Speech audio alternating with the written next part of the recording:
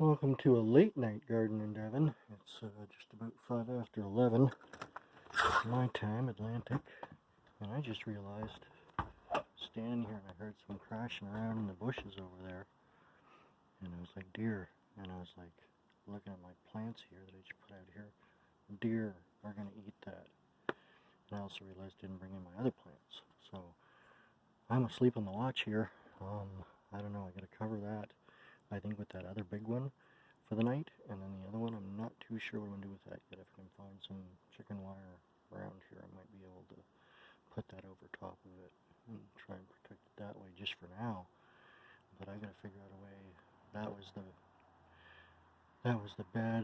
the lack of foresight that I had, at least in the potato patch, although deer could bend over, and I've seen them come right up to this tree and go right by there.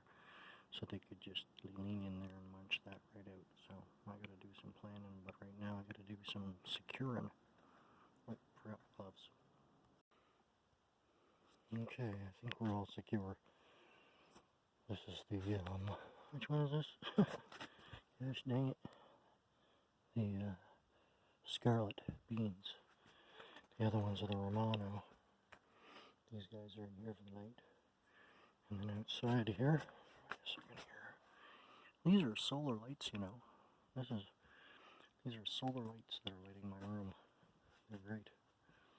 And I have battery operated lights in Bella's place. There's a little light in here. Like that. I guess you could be pausing this. There we go. And security light. Oh, poop on my wiener. Perfect timing. Well, that was on top of there, but obviously it's not going to stay on top of there without some help. So let's retool that and come back to it in just 2 seconds. That was perfect timing. You gotta think on your feet and adapt. So I use my sawhorse there to hold that cover on there, and hopefully the deer won't notice it.